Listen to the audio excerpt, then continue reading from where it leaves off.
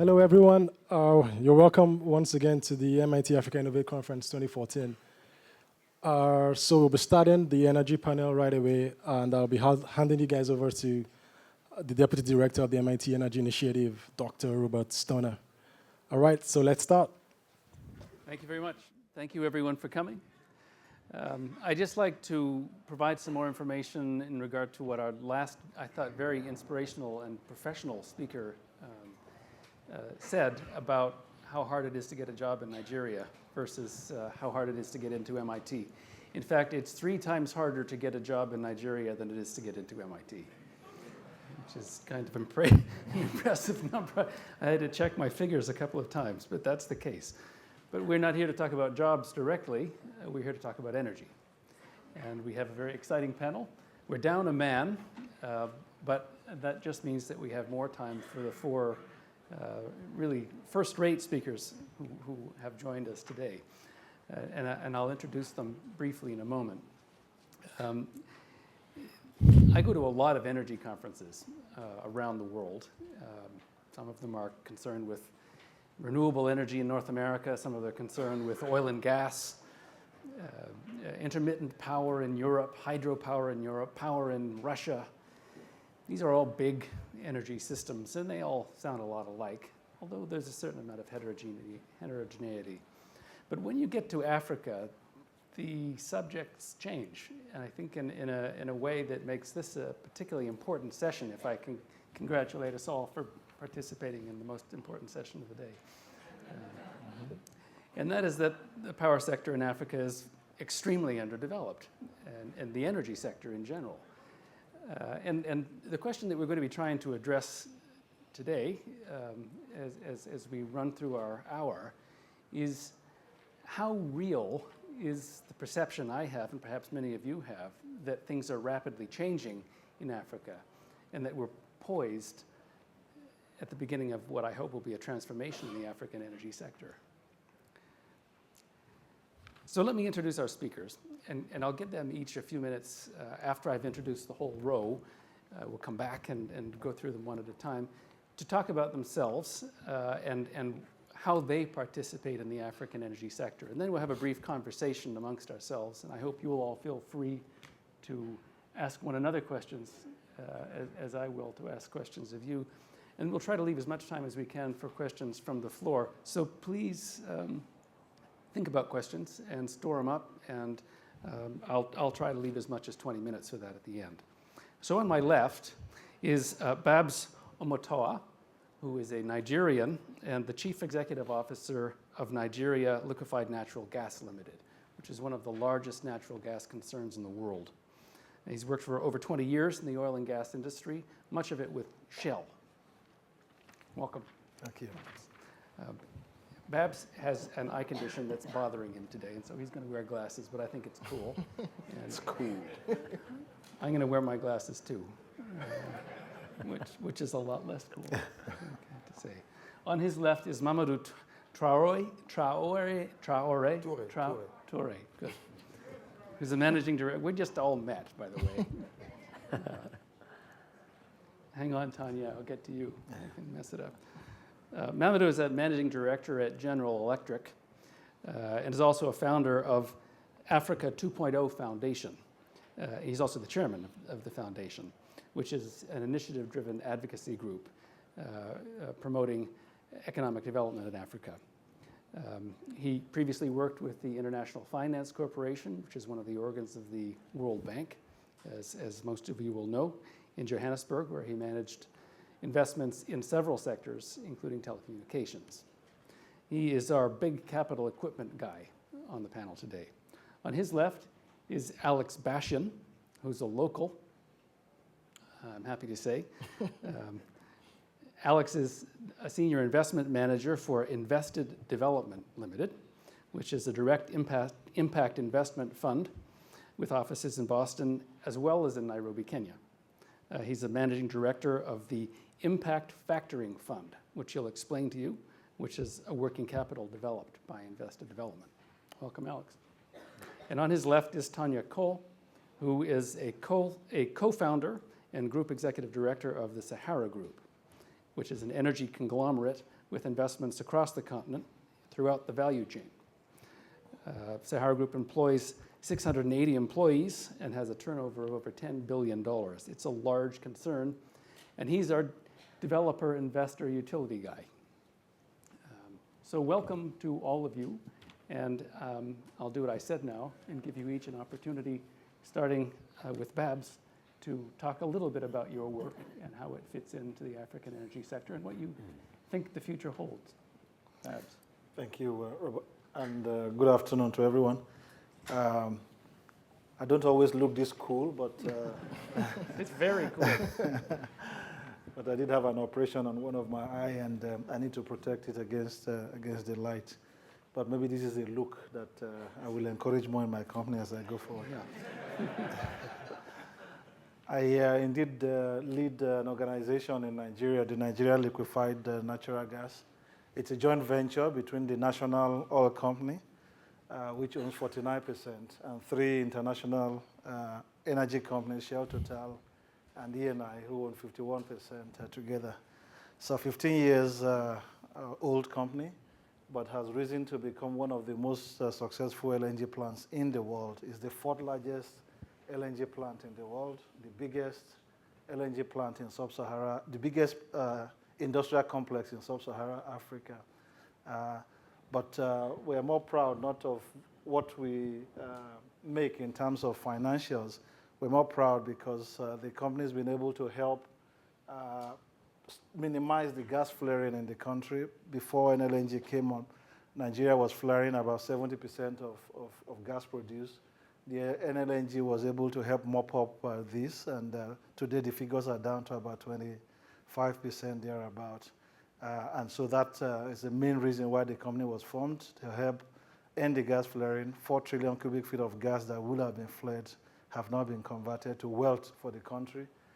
So we do play a role in both the energy side of things, but also a big revenue earner for the government to help in the infrastructure developments that are required in Nigeria. Fantastic. Thank you. Mamadou. Yes, so as you mentioned, I'm Managing Director in charge of Sales and Project Finance for GE Africa.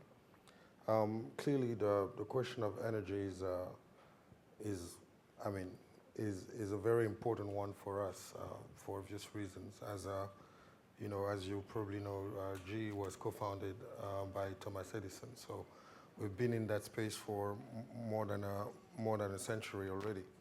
And it's very interesting at this point in Africa. If Africa fixes its energy problems, it will switch the GDP growth incrementally by 3%, which means that if you unitarily solve the power issue, we'll be at 9 to 10% GDP growth, which is much more than China, much more than Asia. So it's an imperative problem to be addressed. And as GE, we obviously work very closely with key players in the industry, and also looking at providing financing solutions across the board to the leaders in that space. And if you take the total power generation in Africa today, it's around a bit more than 100 gigawatt. Spain is at 70 gigawatt. So if you look at the gap, it's quite gigantic. And as a result, the best way to address that is to work closely with all the key stakeholders on the continent. And for our part, we signed an MOU with the government of Nigeria, I believe, for 10 gigawatt. We are working also with the government of Ghana for a whole power plant of 1,000 megawatt, and across the region. Right now, if you look at power, the way on the traditional way, you do have the big power plants, but there's an even potential bigger opportunity and challenge to address is what you call distributed power, which then allows, in remote areas, also for, we were talking about NLNG in Nigeria where the grid do not necessarily access, then you can have units that you make available. And this is also a very interesting way where you can leapfrog the challenge that the grid can provide in terms of capacity and in terms of reaching out beyond urban areas. So in that space, we obviously working very closely. And you referred to Africa 2.0 earlier, where we've put a certain number of recommendations in terms and solutions as to how Africa can leapfrog and face the energy challenge for the coming century. Last but not least, there was a telecom boom starting late 90s, early 2000s, and I think we're now entering in the era of the power and energy boom in Africa. So I think there's a lot of things to learn from the past, and also to enable to face these daunting tasks and capture this massive opportunity.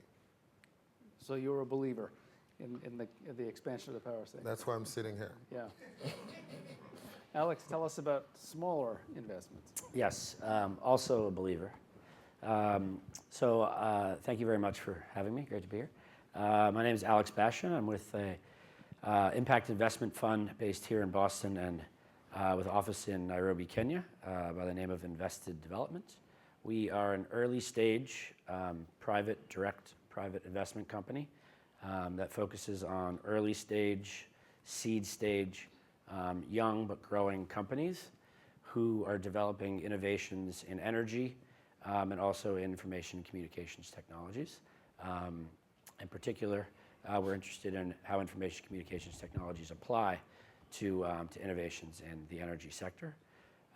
We look at technologies or opportunities for businesses to provide innovative product or technologies at the individual, household, and the SME or the small business level to increase access to energy for productive uses, basically. We are primarily an equity investor, but we look at alternative investment strategies or structures to help support young and growing businesses at their early to emerging growth stage of their life cycle. So we're a pretty hands-on investor. We work with companies on their business growth and their technological or other innovation build-outs. We're particularly interested in opportunities in many countries in sub-Saharan Africa.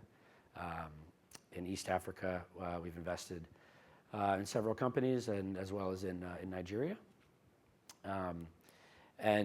I think overall, just stepping back from what Invested Development does specifically, I think it's clear there's a tremendous opportunity to provide improved energy services to individuals, households, businesses across sub-Saharan Africa, and we've seen quite a bit of activity both in the early stage investment space where we are, what we focus on, as well as partners across government and larger investment organizations or support organizations, development finance institutions, for instance, who help support investment and business growth activities in the region. So I think overall it's been a very encouraging last few years that we've been part of, the last 3 or 4 years, and I think the opportunity is bright. So we're encouraged by the market and active. Brilliant. Tanya, you're investing all over the place. I think I have the best job here. No, seriously, look at this. I'm sure a lot of you would be envious at the end of this. I have a gas supplier, a parts supplier, and most importantly, someone who can finance my business. Come on. And that's what Africa brings. You get panels like this, which is extremely important. I wear many caps. Today, I'll be wearing the energy cap. But what I want to pass across to the room is this.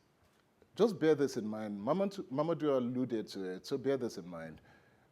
Where Africa is today, as far as energy supply, is somewhere about here. we're probably across the continent less than 10% capacity of what we actually need. Which means that there's a 90% opportunity for energy across Africa. And name the country, every single country today in Africa is energy deficient, every single one. And all of them, some more than others. That's one.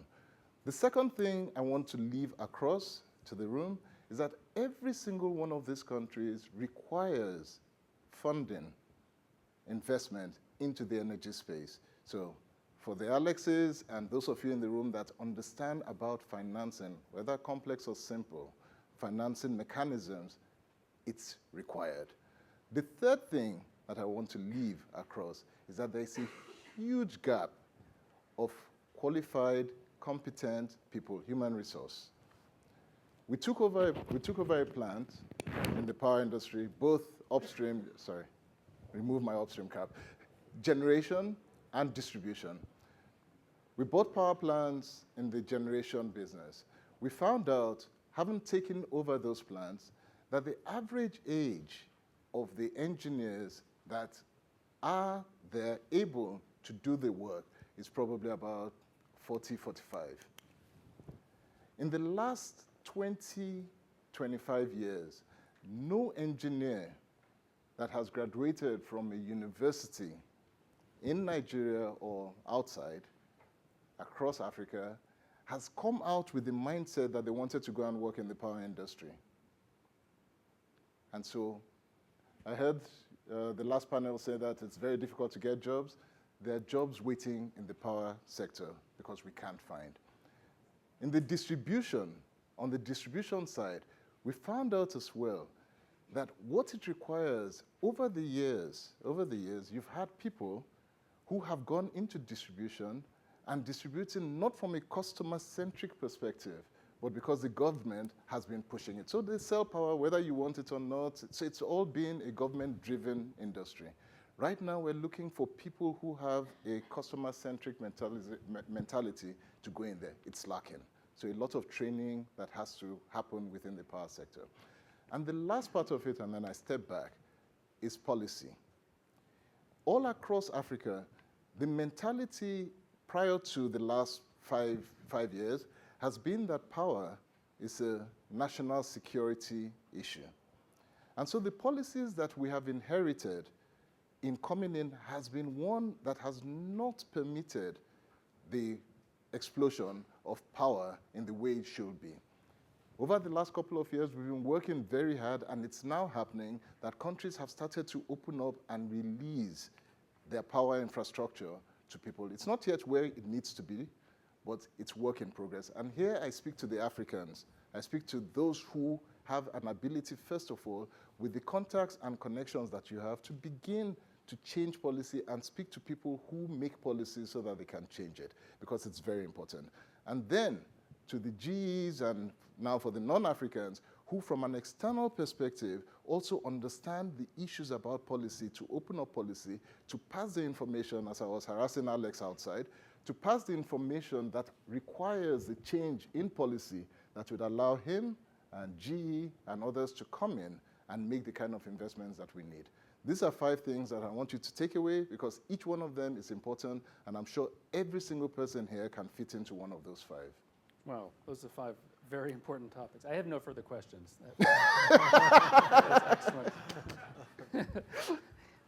You touched on a lot of things there that are very important, and maybe one of your key themes was this maturation of the industry that seems to be taking hold now, or at least you see signs of it here and there.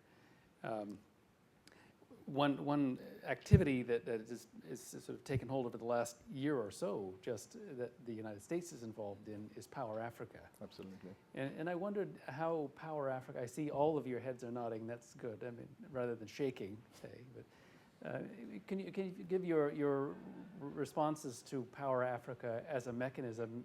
Is it effective? Is it the right mechanism? Is it screwing you up or helping you? You're not allowed to speak. Okay, so from And everybody take a swing at this. no, and that's fine. So from an initiative perspective, right, what it did in the first thing was that it put a banner that said Africa is ready, or the world is ready to invest in African power. So that's the first thing it did. So there was this beam light and a banner that came through. From an operational perspective, the real operation, that's from my level operational perspective, there's a lot more work that needs to be done to access this banner poster to now make it operational and get it done. So an announcement was made. One of the first things that we did as a company was we got upset, you know what, there's this opportunity. Someone has said they're going to spend, I don't know, 10 billion or whatever in Africa. How do we access it? And we found out that it's pretty difficult to access. So it's been said, it's out there. There was no information as to how to get it. We now started digging to find out how it should be done, and we found out that, again, we now come back to policies. It's a pronouncement that was made, and now you have to work the policies behind and begin to build up to get the access. So it's not moving as quickly as, I don't know if it's a political issue, but that's where, from my perspective, I don't know if the panel feels differently, but this is what I've seen. So I know it's there, but it's not been fully accessed yet. Mamadou, you guys are big pledgers. He's not allowed to in speak. Power Africa. PE. I mean, to Tonia's point, we've indeed been involved, you know, and we've welcomed, you know, the announcement. And I think the real challenge, and to Tonia's point, is that as much as, you know, you have a political intention, you also need to have an execution platform, not only in the US and actually more in Africa, to actually create the environment that allows those investments. The other reality is that what you see happening is a crave for funding, but not everybody is necessarily ready to actually receive those kind of fundings, right? So you can have some form of mismatch, but clearly it has sent a very, very powerful message globally that Africa is ready for investment in the power sector. And, you know, for my part, as I do, you know, sales and project finance, I can, you know, it's an easier job to bring international investors on power opportunities. It's a much harder job to get the investment environment ready for those investments, right? And I think one of the challenges that we're going to face is that if you look at Nigeria alone, right, you take the NIPP privatization, 10 plants, 9 plants, right? And we're talking close to 8 to 10 gigawatt of power. That alone requires $10 billion. Just that.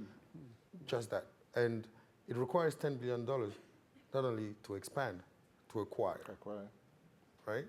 So clearly, as much as Power Africa was and is a good initiative in terms of incentivize and encourage people, the funding that is going to be needed will also require, you know, African institutions and other international institutions to inject capital into the market.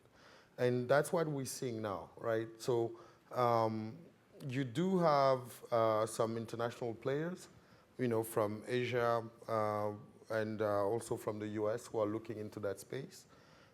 But clearly, the need versus what is available will need to be matched somehow. And there are ways to look into that. And we've started to work with pension funds, for instance. There is a necessity today. Now, you would notice that most of the African pension funds would rather invest in US Treasury bills or in European bond markets that gives 1 or 0.5%, versus an energy sector in Africa that has an IRR of 20+% over the past 15 years minimum, right? So there's some form of adjustments to make back home first, right? And and I think one of the challenge we have is always to look at, okay, there is this Power Africa initiative, and then we're all going to be safe. No.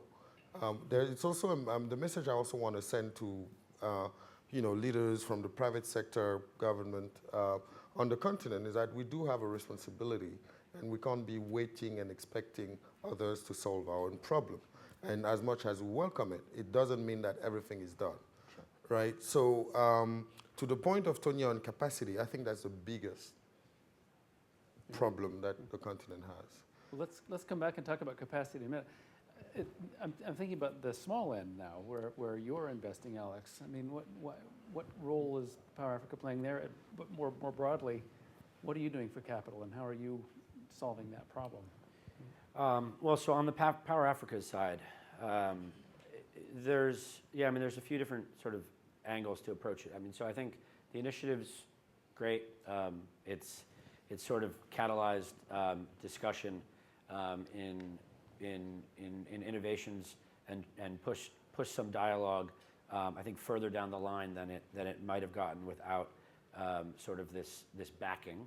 But at the same time, in particular for smaller scale projects or for equity or business investment, it's difficult. It's difficult in any sort of development finance institution funding window to determine where you fit. So within which program or what bucket company, investment company, or entrepreneur company would fit.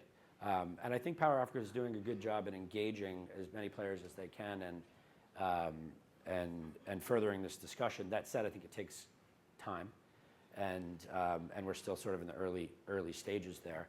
What they're also doing is engaging governments on the public policy front, and part of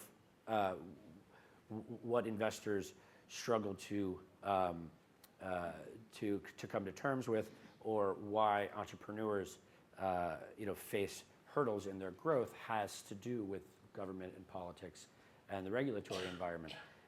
So Power Africa is engaging governments on that front, and I think by engaging both sort of the both sides of the equation, they've got a good approach. But both of those things take a fair amount of time, and but we've seen a lot of really good discussion around it, and I think people who've come up with creative ideas to move money into, for instance, working capital for businesses, or for securitizing small scale energy lending or power projects, very, very small scale, disparate IPP projects, or these kind of innovative approaches that they might not have taken otherwise. They're engaged in those discussions. I would just want to make a point to what you just said on the Power Africa initiative. I think it also has raised the debate with multilaterals, right? There is indeed, as you said, Tony, earlier, power is the same problem for everyone. It's actually one of the rare that you can say all countries have it, right? And what we're seeing now, and we've been obviously as GE engaged, but Power Africa allows now to engage multilaterals like IMF and World Bank in also playing a better and bigger role. More coordinated. Yeah, in a more coordinated way. Let me give you an example. The problem today when it comes to energy in Africa from an investment point of view, you set up an IPP, and Tony has gone through that through his acquisition. And the buyer, he's historically, except that Nigeria started NBET, right, which is a bulk electricity trader. But historically, your buyer is a utility. Now, in 99% of the cases, that utility has financial problems or is quasi bankrupt. So what you're asking an investor is to say, invest in this IPP to sell to somebody who might not be able to pay you, right? So as an investor and as a banker, and as GE, we've put some equity investment in some of those plants and in some of those projects. But a lender will say, okay, but if your buyer can't pay me, then I need to go to the father of the buyer. And the father of the buyer is the government, right? Government. Now, and when you then say, I need a government guarantee, then you go and see the government and you say, okay, would you give me a guarantee? And then he's going to go and look back and say, okay, now I need to give a guarantee, let me look at what I have in my pocket, because giving guarantee is equivalent to giving cash. Yeah. Now, when they're lucky, they would give one. But remember, one might be for a 500 megawatt plant when you have a 40 gigawatt power need, which is the case of Nigeria. Right. So how many guarantees are you going to be able to give? So this is part of the question that Yeah. Tanya raised about transitioning from viewing energy and electricity in particular as a public good that has to be managed by the government to a private sector. Yeah, but it's necessary. What is happening now, where you transfer to private sector, but you still have an ultimate, right? To fix the utilities. Right, and a utility. Yeah. So it's what we need to look at the whole bankability of the sector, and not of a project. But now to come back to the guarantee, if you're lucky, you can do 3, 4. But once you reach the 5th project and you only at 5% of what you need in terms of power, then comes the World Bank and IMF and say, hey, no, you can't issue guarantees because you are regulated in a certain way where you have a blanket of whatever you can expose. So you're technically blocked, right? No, I mean, it's a problem, right? So one thing that Power Africa is working on now, and to the demand actually of the private sector, and to companies like GE who have been engaging and who deal with that, is to look at a better coordinated way.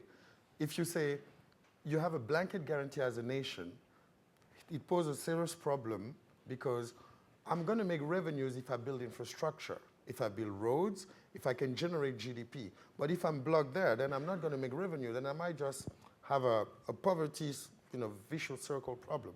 And Power Africa is also looking at that by not only putting, key advisors into regulatory authorities, etc., which are funded by the Power Africa organizations, but also organizing roundtables, right, where we can have those conversations and look at the problems in a coordinated way. So that's very helpful. I mean, I know another thing that Power Africa is doing is looking at the possibility of constructing power pools and the sharing of new power generation between utilities in adjacent countries, or maybe even across several borders, linking it into a large power system, which requires a lot of coordination amongst different power authorities, which could help. Now, I know that's something that's been tried in gas to some extent, and that you sit on a gas pipeline company board. What's the experience with trading gas across borders in West Africa, perhaps? I mean, I think indeed, when you look at the power challenge in Africa, I think it's indeed very complex. I think that's the first thing I think you said is, what sources of energy do we use in Africa? And I think statistically, about a third of it comes from gas, about a third comes from oil. And we do very little on renewables and hydro and all of that. And in most of these African countries, when you, especially countries like Nigeria that have gas, when you're talking about power solutions, so much focus is on gas. But I think there cannot be solutions for power that will not be a diversified source. In everywhere in the world, you have several sources of gas. I think to your question about when you have multi-countries with a project like the West African Gas Pipeline that is supposed to come from Nigeria to countries, Benin, Togo, and Ghana, the experience, I think, has been mixed. Of course, the pipeline has been constructed and has been relatively safe. I think apart from 1 or 2 incidents, it's been relatively safe as a pipeline. But I think the challenge has been the gas availability through those pipelines. I think you're still talking less than 40% of capacity being used. And I think that's part of the problem because, indeed, Nigeria's demand for power is so huge. I think 40,000 megawatts, of which today I think it produces only about 4,000 to 5,000 megawatts.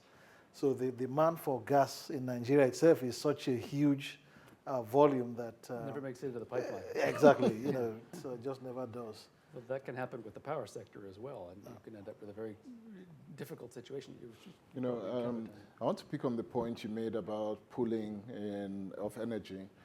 it would amaze you to know that it already exists. There's a West Africa power pool, there's an East African one, and all of that. So it already exists. However, regardless of the fact that it exists, exactly what Mamadou talked about on the cap that countries can give for as guarantees, intergovernmental bickering, policies that don't allow, you regulate power in one country and another. Nigeria supplies power to Niger, for example.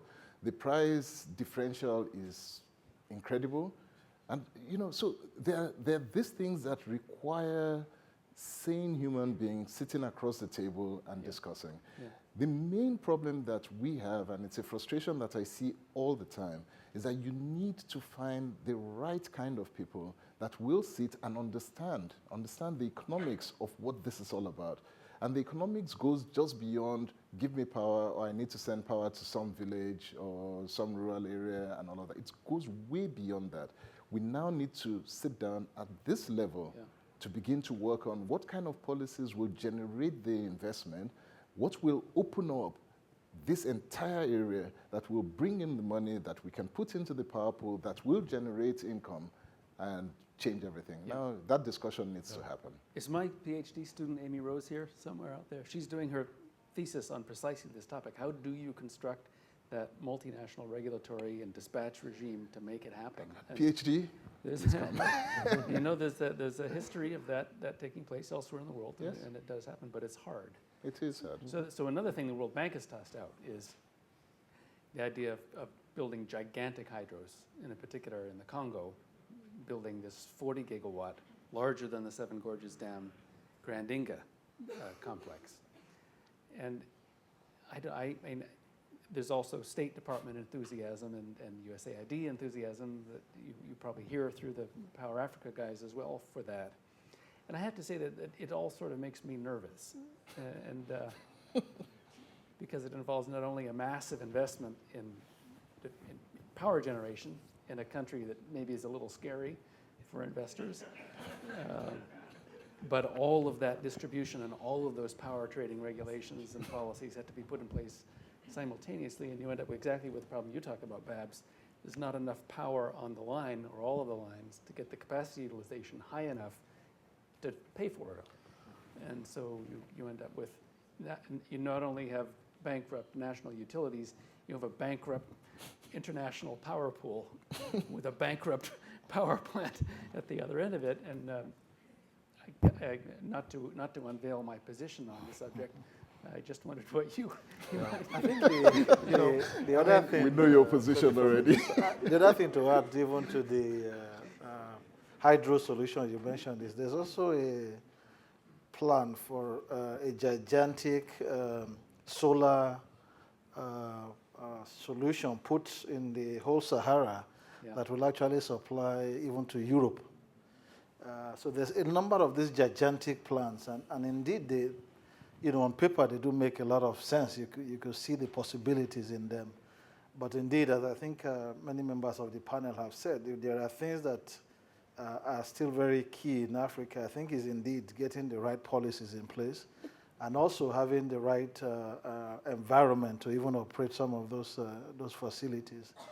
Because if you don't have the right policies and if you don't have the right business environment, then they just don't work. It's difficult enough to make them work within a country, talk less of making it work across a continent or even between two continents. I think scale matters. And the way I see Africa moving forward and developing is that you're going to have a lot more of the Alexes that come in and do within scale what can be done and with a clear idea of who's taking it. And that's the policy we have to work out. The initial aspect of it would mean that once you're ramping up, that you will leave certain people behind. You can't help it. So there are certain areas where you cannot get the power to quick enough because they can't afford it. So what's going to happen is that you will find this small captive markets coming in. That's got to be developed, and the policy has to be developed around lit that. up organically. And then once that starts building up, you begin to scale and scale out. That's the only way. Now, it's a total mental shift that has to happen because governments want to get up and announce hundreds of thousands kilowatts of power done in one go. So, and interesting that when I travel across Africa, which I do quite often, I've heard all sorts of things regarding this. And the sentiment, when you speak one-on-one outside of the public forum, it's almost like, you know what, it's not going to be done. But on the public forum, everyone says the same thing, that it's a good project, we're going to go, but I'm not sure it's going to see the light of day. What we need to be doing, and where the opportunities really exist, is that you have small power plants that are easily financeable within captive markets, and go in and do it. And there are huge opportunities for that. But the policy has to be right. And that's where I come back to policies and governments. Just allow it to happen. And once you let that go, you'll be amazed as to how quickly people can scale up. Very quickly. There are people who are ready to put up 3,000, 5,000 megawatts, and they'll just do it. Quick response from Mamadou, and then we'll go to questions. So Yeah. get ready. To Tony's point, this Inga project, I think even before I was born, it was, it was in the air, right? So, those blue elephants, here, just to be practical, yeah? You take Cameroon, you take Nigeria, you take Ghana. Any country on the West Coast, even more so on the East Coast. The grid, just the wire. We have machines that can, what we call the 9FAs, who have a 250 plus megawatt dispatch. We can't put it on the grid. Mm-hmm. And you're telling me about a 40 gigawatt something? Right? Let's get practical, right? At this point, you have major, and that's why the question of the policy comes again, but we need to look at a whole systemic approach, right? And a systemic approach that involves the grid, the utility, all the key stakeholders, the reforms, etc. Because unless we understand that for the power sector to really take off, you need sanity in a systemic way, mm-hmm. and not just put a big plant here of 100 gigawatt and then the lights will come. No, mm-hmm. right? It's a it's like basically, the way I like to look at those things is like a symphony, right? Everyone has a partition to play. Mm. And if somebody goes wrong, then the songs look like ugly. So who's ready to join our symphony? Let's start on the right. We'll work left. Gentlemen, with all due respect, the symphony you've been talking about with Gencos and Discos leaves out a whole bunch of our Africans. It leaves out all the rural Africans that aren't going to be reached. So I challenge you to talk to us about renewables and to bring back the innovate in the title of this conference. And I will identify myself that I work on Power Africa with the federal government. We work in a really special part, and we partner with GE Africa on an off-grid energy challenge. In Tanzania. We will be in Tanzania and Ethiopia and elsewhere. I'm Michelle Rivard with the U.S. African Development Foundation, and we are looking at, and we care about business models so we can reach, today and tomorrow, and not 10 years from now, all of those millions and millions of rural Africans who aren't going to be reached for the grid. So Tanzania has, for instance, the National Rural Energy Agency that's focused on this. But again, tell us what you're doing on renewables. Tell us what these young people can do to be entrepreneurs and innovators to solve this huge energy gap. Alex, would you like to respond to that one? And then that's a great question. Thank you.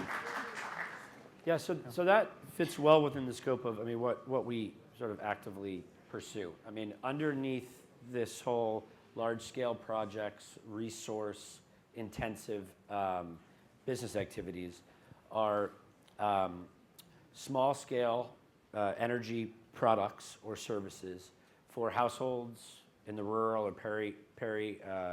peri-urban environments where enterprises are distributing. They're tackling the issue of distribution in Africa, which is not an easy one either. They face other hurdles, non-regulatory, non-resource related, primarily access to finance. But there are lots of innovative business models out there and businesses across sub-Saharan Africa providing different energy technologies and services, products, pico solar, biogas digesters for farms, across a wide variety of technologies. Each of these companies face the same problem, and it's access to working capital. There are companies, organizations out there that provide backstops and incentives and support structures for this.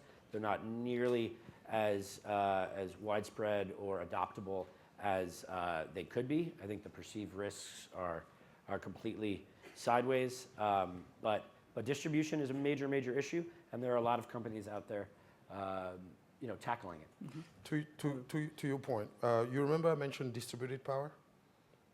What you're talking about is distributed power. Is you put electricity and it doesn't have to be a generator, in rural areas off-grid. It's off-grid power, right? So we do have equipment as GE that help this off-grid power. And we're working on a project in Tanzania with a company where basically we use biomass in rural areas where you create self-entrepreneurs who can have access to the equipment, and you have payment terms for them to provide electricity in their village. That's distributed power. And when I talked about leapfrog, that's where I think Africa is going to leapfrog. Because by the time you build the wires, it's going to take forever, right? So it is very critical to understand this new model. And there is one in Kenya. The problem initially about that was, how do you monetize, right? So again, they've leveraged on the lessons from mobile industry to get prepaid electricity distributed power that you can put in villages, right? So by doing that, you create thousands of entrepreneurs. So we're piloting it in a specific area in Tanzania. And we're looking at, even my department as a sales and project finance, at leasing models and prepayment terms and factoring actually, where you wouldn't have to bear the whole initial capex, and then have financing terms that you sell power as a PPA, basically, at a price that has a prepaid, and the amount that people are paying you just cover the lease or the financing that you got. And it's a question of size, right? And it's all renewables because fuel is too expensive, right? So you use biomass in certain cases. You have others who use solar. So we're looking into that.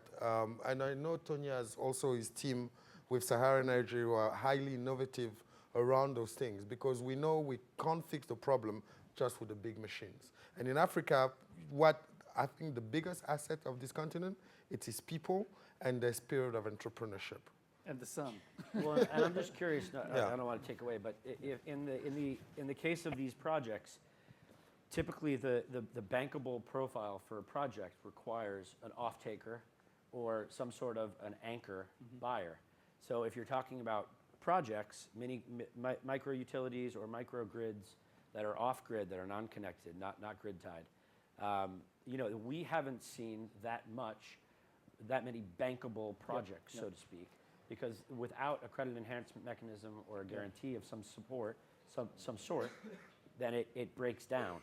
But so I think there's a huge role for credit enhancement, for partial guarantees, for these types of activities. I think there's also a role for technology development. And I should say, I also have another research group that's developing microgrids, and their objective is to try to recoup some of the economies of scale that obtain in large grids, which is why they get built in the first place, and do that in the context of an intermittent power supply, which is a hard problem. But I think that we can take the state of the art, which is rather naive, using modern power electronics and controls to make big improvements there and make it possible. But it's early.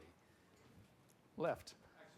Actually, to that point and to the other points that were brought up just now, how small can we go in that regard? Technology for decentralized energy production and distribution is there. We know that. But how small are we looking at where it's still efficient, both from a financing perspective as well, from the technology side of things? Is it at the household level? Is that at the village level? What do you guys think coming down, and how far can you go? Can I take that? Sure. Okay.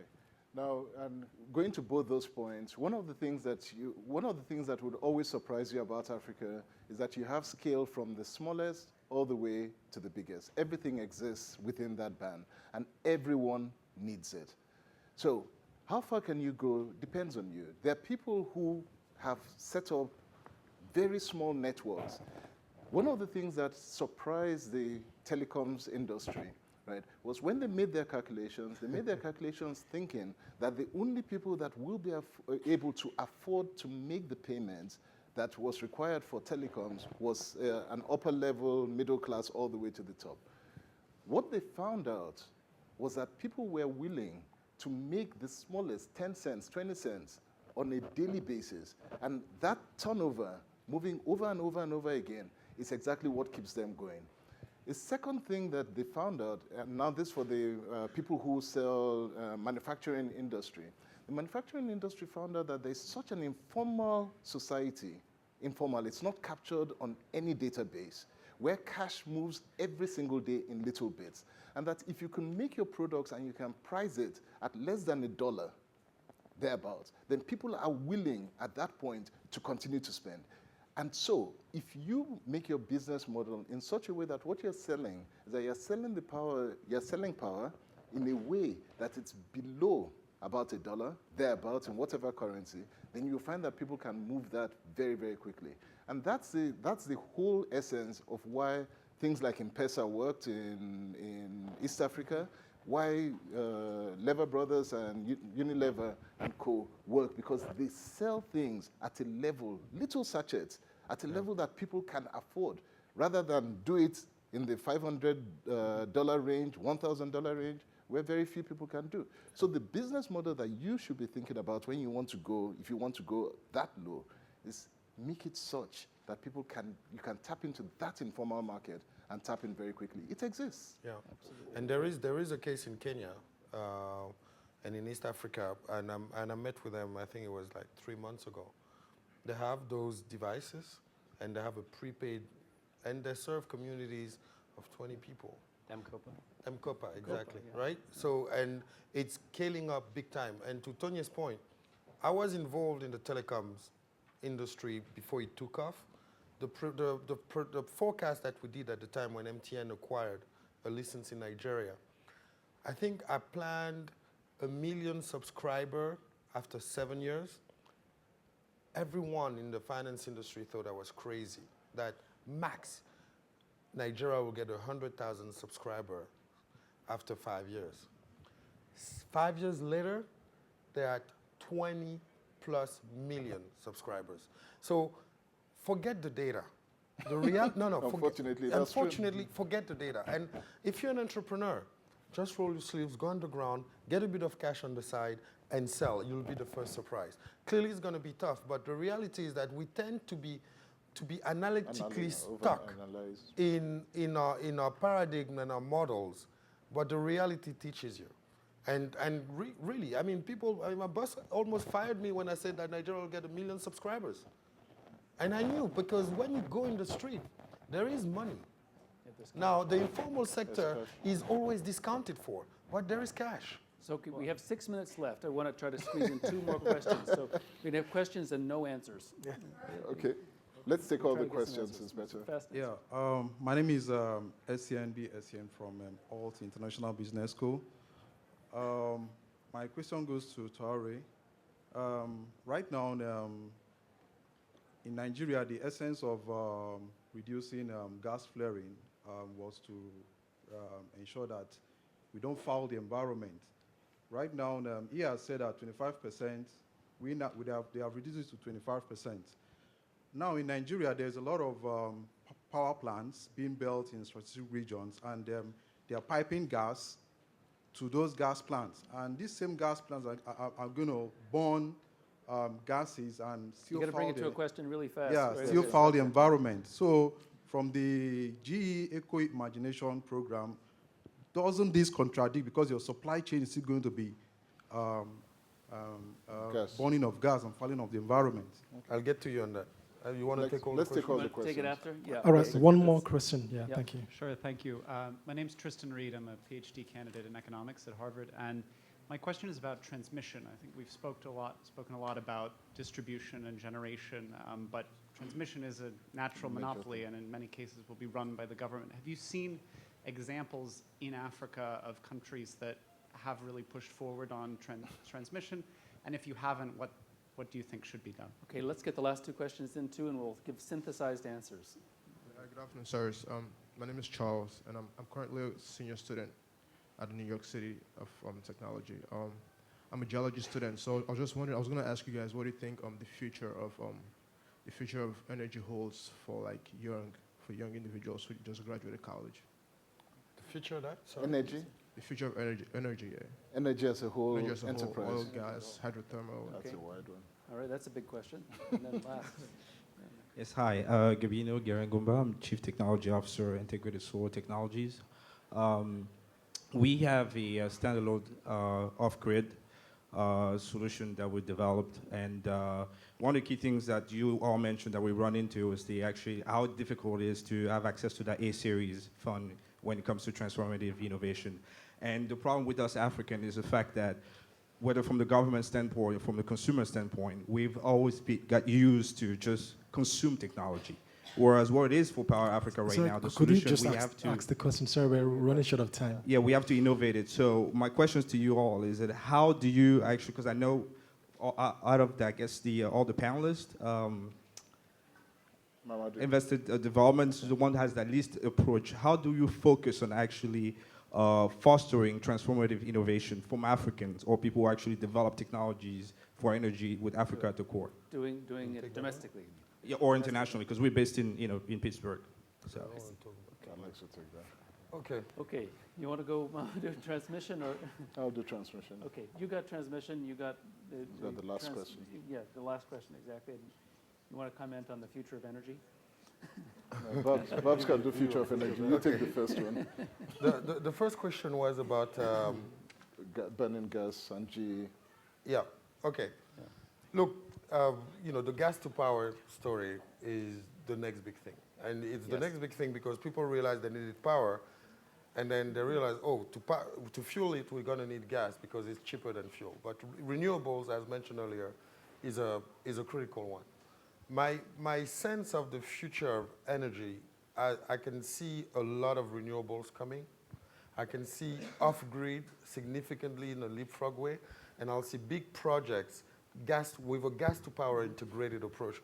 Something very interesting in Nigeria, and that's what, if you look at the case of Tonye, right, you have historical players in the fuel, let's call it sector, right, who are now doing vertical integration and now investing in the IPP sector. Mm-hmm. So this is where actually I see energy going in terms of global leaders and continental leaders emerging from vertical integration, the same way as Dangote has emerged from vertical integration.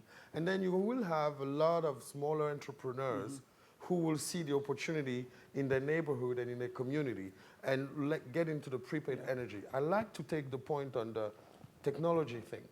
He made a serious point. We have not been good at all in designing technologies that are adapted for our needs, right? And I think even at GE, we've learned one thing. The best solutions that are coming for emerging markets from a technology point of view have been developed in our research centers in developing markets. Yeah. Yes. Develop for country, in develop for country, in country. Slogan. Exactly. Have a look at the Tata Center website as well at MIT. Right. Yeah. And that's We critical. should move on to the next one. Alex, Yeah, I didn't thank you. get entirely the question, but assuming it was around technology, innovation. Fostering. Yeah. Fostering, right. So on the energy side,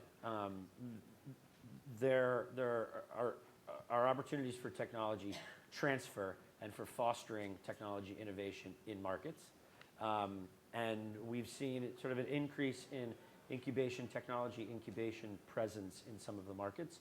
A lot of the innovation has been more on telecommunications and ICT and software, not as much in energy hardware systems. At least for small startup innovators, not large labs associated with corporates.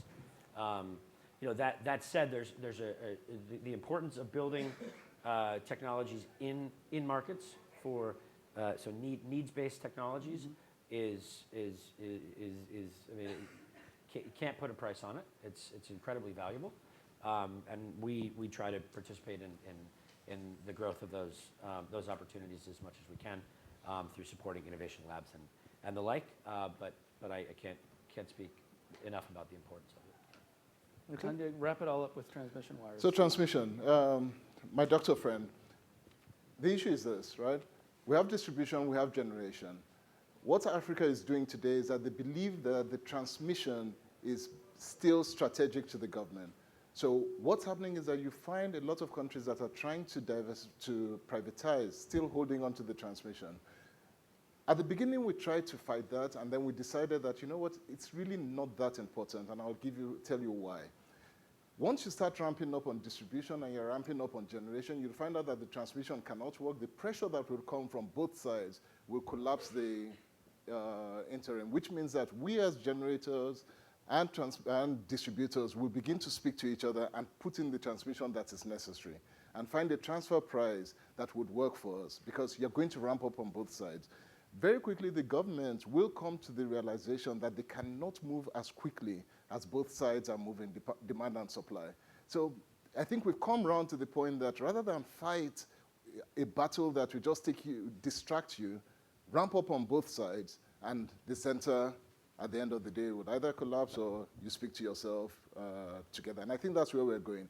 And lastly, when you look at the captive markets, going to the issue of off-grid or captive markets, you find out that the only way a captive market can work is exactly what I just talked about. So you develop a small power plant on this side, and you put in the distribution or transmission network that go into that community. So I think simple economics just tell us that as you begin to ramp up very quickly on both sides, policy change with or without will demand that transmission either ramps up or we speak. So I think that's where it's going to go. Let's wrap it up there. I'd like to thank you all for your patience and brilliant questions, and let's thank our panel as well.